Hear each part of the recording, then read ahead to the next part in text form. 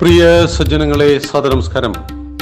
ഏകാത്മതാ സ്തോത്ര പഠനത്തിൽ 24-ാമത്തെ ശ്ലോകം നാം പൂർത്തിയാക്കി. ലാചിത് ഭാസ്കരവർമാച യശോധർമാച ഹൂണജിത് ശ്രീകൃഷ്ണദേവരായശ്ച ലളിതാദിത്യ ഉദ്ഭല. ഇന്നു മുതൽ നമുക്ക് ചിന്തിക്കേണ്ടത് 25-ാമത്തെ ശ്ലോകത്തെക്കുറിച്ചാണ്. മുസുനൂരീ നായകൗതൗ പ്രതാപശിവഭൂപതിഃ രണജിത് സിംഹ ഇത്യേതേ വീരാ വിഖ്യാത വിക്രമാഃ. ഈ മഹാത്മാക്കളെ കുറിച്ചാണ് നമുക്ക് പഠിക്കേണ്ടത്. മുസുനൂരി നായകാതൗ, അവരെ കുറിച്ച് നമുക്ക് ആദ്യം ചിന്തിക്കാം.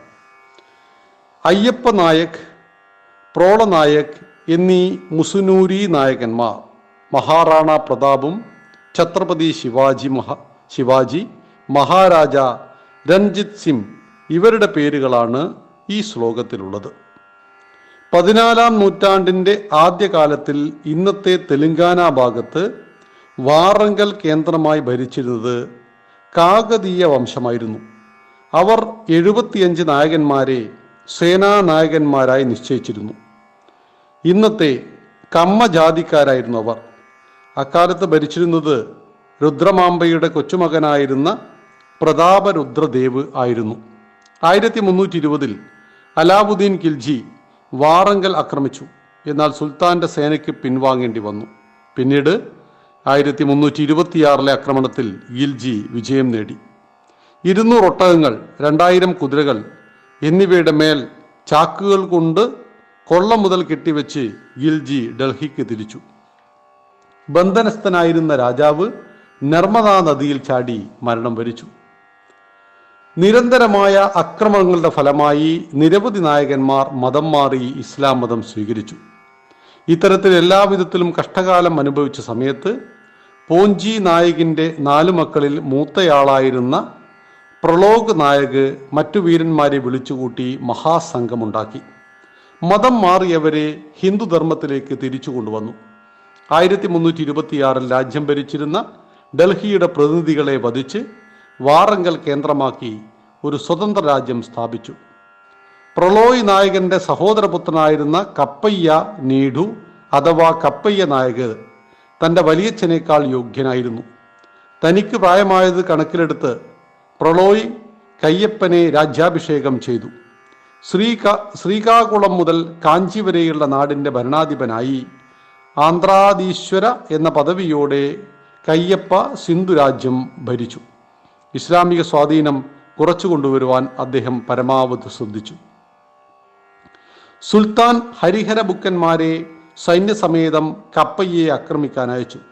എന്നാൽ അവർ കപ്പയ്യയുമായി ചേർന്നു. ഇവരാണ് പിന്നീട് വിദ്യാരണ്യ സ്വാമിയുടെ ഉപദേശമനുസരിച്ച് വിജയനഗര സാമ്രാജ്യത്തിന് തറക്കല്ലിട്ടത്. കപ്പയ്യ നിരവധി കോട്ടകളും അമ്പലങ്ങളും പണിയിപ്പിച്ച് ഭാരതീയ വാസ്തുകലയ്ക്ക് നവജീവൻ നൽകി.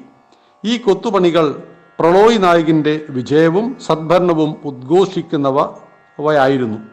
വിദ്യയെ പ്രോത്സാഹിപ്പിച്ച നായകന്മാർ ബ്രാഹ്മണർക്ക് ഗ്രാമങ്ങൾ ദാനം നൽകി. എന്നാൽ 1356-ൽ നടന്ന ഖിൽജിയുടെ ആക്രമണത്തോടെ ഈ രാജ്യത്തിൻ്റെ പ്രതാപകാലം അസ്തമിച്ചു. സജ്ജനങ്ങളെ, ഇസ്ലാമിക മതഭ്രാന്തന്മാരായ രാജാക്കന്മാരോട് ഭാരതത്തിലെ ഓരോ പ്രദേശവും ചെറുത്തു നിന്നിട്ടുണ്ട്. ചെറുതും വലുതുമായ ചെറുത്തു നിൽപ്പുകൾ. ആ ചെറുത്തു നിൽപ്പ് കൊണ്ട് തന്നെയാണ് ഇത് ഇന്നും ഇസ്ലാമിക രാജ്യമാകാതെ 80% ഹിന്ദുക്കൾ ഇന്നും ജീവിക്കുന്ന രാജ്യമായിട്ട് നമ്മുടെ രാജ്യം മാറിയിരിക്കുന്നതോ അല്ലെങ്കിൽ മുന്നോട്ട് പോകുന്നതോ ഈ ഒരു ചെറുത്തുനിൽപ്പിൻ്റെ ഫലമായിട്ടാണ്. മതങ്ങളുടെ ആക്രമണത്തിൻ്റെ തനതായ സ്വഭാവം എന്ന് പറയുന്നത് ഇതര മതങ്ങളെ ഇല്ലാതാക്കുക എന്നുള്ളതാണ്. ഇസ്ലാമിൻ്റെ ആക്രമണത്തിൻ്റെ 2 ശൈലികൾ, ഒന്ന് സാമ്രാജ്യത്തിൻ്റെ വ്യാപനവും 2 ദാറുൽ ഹറബ് ആയ രാഷ്ട്രങ്ങളെ ദാറുൽ ഇസ്ലാം ആക്കുക എന്നുള്ളതുമാണ്. അവിടെയാണ് ഈ അക്രമികൾ ക്ഷേത്രങ്ങൾ തകർക്കുകയും ഹിന്ദുക്കളെ കൂട്ടക്കൊല ചെയ്യുകയും ഒക്കെ ചെയ്യുന്നത്. എന്നാൽ ഈ ആക്രമണം 700 വർഷക്കാലം ഭാരതത്തിന് നേരെ ഉണ്ടായിട്ടും ഭാരതം അതിനെയെല്ലാം അതിജീവിച്ച് മുന്നോട്ട് പോയി. പിന്നീട് ബ്രിട്ടീഷുകാർ വന്നു, ഡച്ചുകാരും പോർച്ചുഗീസുകാരും തുർക്കികളും ഒക്കെ വന്നു. എന്നിട്ടൊന്നും നമ്മുടെ സംസ്കാരം നശിച്ചു പോയിട്ടില്ല. ഗ്രീക്കും റോമും ഈജിപ്തും മെസപ്പൊട്ടോമിയയും ബാബിലോണിയൻ സംസ്കാരങ്ങളെല്ലാം തന്നെ ഈ മതവെറിയുടെ ആക്രമണത്തിൽ തകർന്നില്ലാതായി പോയിട്ടും ഭാരതം ജീവിച്ചിരിക്കുന്നത് എന്തുകൊണ്ടാണ്? അത് ഈ സംസ്കാരത്തിൻ്റെ ശക്തി കൊണ്ടും ഇതിനെ സംരക്ഷിക്കുവാൻ ഓരോ കാലഘട്ടത്തിലും ധീരപുരുഷ കേസരികൾ ഉയർത്തെഴുന്നേറ്റും എന്നതുകൊണ്ടാണ്. അപ്പോൾ ഇവിടെ മുസുനൂരി നായകന്മാരെ കുറിച്ച് പഠിച്ചപ്പോൾ ഒരുപാട് നായകന്മാർ ആ കൂട്ടത്തിലുണ്ട്. അതിൽ പ്രധാനപ്പെട്ട ചിലരെ നമ്മൾ ഇന്ന് മനസ്സിലാക്കി. നാളെ നമുക്ക് മഹാറാണ പ്രതാപസിംഹനെ കുറിച്ച് പഠിക്കാം. നന്ദി, നമസ്കാരം. വന്ദേ മാതരം.